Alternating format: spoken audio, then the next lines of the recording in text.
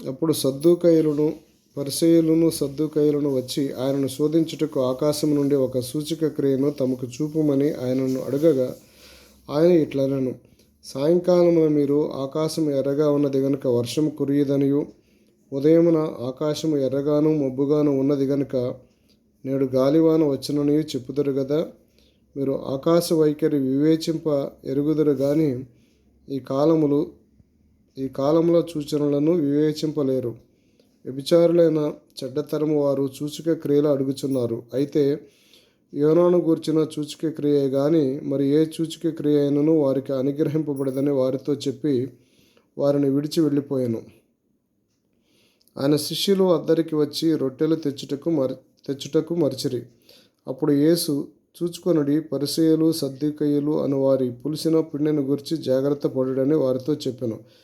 కాగా వారు, మనము రొట్టెలు తేనందును గదా ఈ మాట చెప్పినని తమలో తాము ఆలోచించుకొనుచుండిరి. యేసు అది ఎరిగి, అల్ప విశ్వాసులారా,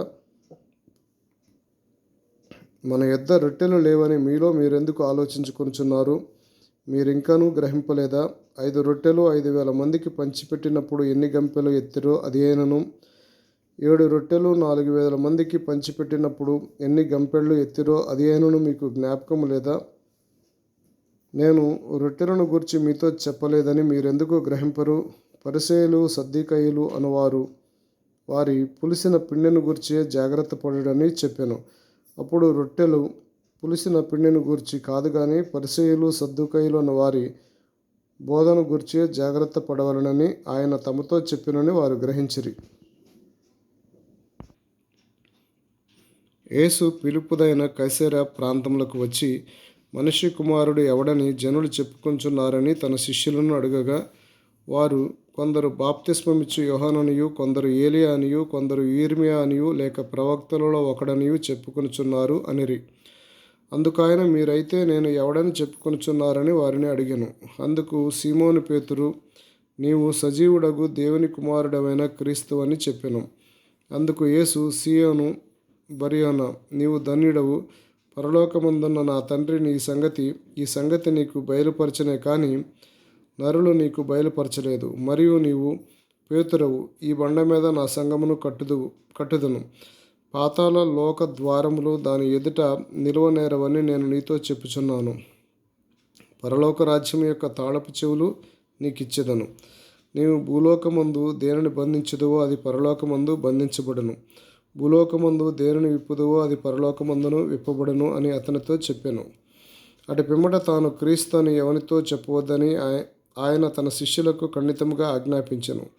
అప్పటి నుండి తాను యెరూషలేమునకు వెళ్ళి పెద్దల చేతను, ప్రధాన యాజకుల చేతను, శాస్త్రుల చేతను అనేక హింసలు పొంది చంపబడి 3వ దినమున లేచుట అగత్యమని యేసు తన శిష్యులకు తెలియజేయ మొదలుపెట్టగా, పేతురు ఆయన చేయి పట్టుకొని, ప్రభువా, అది నీకు దూరం అవునుగాక, అది నీకెన్నడూ కలుగదని ఆయనను గద్దింపసాగెను.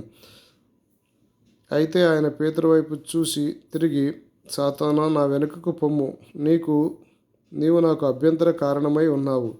నీవు మనుష్యుల సంగతులనే తలంచుచున్నావు గాని దేవుని సంగతులను తలంపక ఉన్నావని పేతురుతో చెప్పెను. అప్పుడు యేసు తన శిష్యులను చూచి, ఎవడైనను నన్ను వెంబడింపగోరిన యెడల తన్ను తాను ఉపేక్షించుకొని తన సిలువ ఎత్తుకొని నన్ను వెంబడింపవలెను. తన ప్రాణమును రక్షించుకొనగోరువాడు దానిని పోగొట్టుకొనును. నా నిమిత్తము తన ప్రాణమును పోగొట్టుకున్నవాడు దానిని దక్కించుకొనును. ఒక మనుష్యుడు లోకమంతయు సంపాదించుకొని తన ప్రాణమును పోగొట్టుకుంటే అతనికేమి ప్రయోజనము? ఒక మనుష్యుడు తన ప్రాణమునకు ప్రతిగా ఏమి ఇయ్యగలడు? మనుష్య కుమారుడు తన తండ్రి మహిమగలవాడై తన దూతలతో కూడా రాబోచున్నాడు. అప్పుడు ఆయన ఎవని క్రియలు చొప్పున వానికి ఫలమిచ్చును.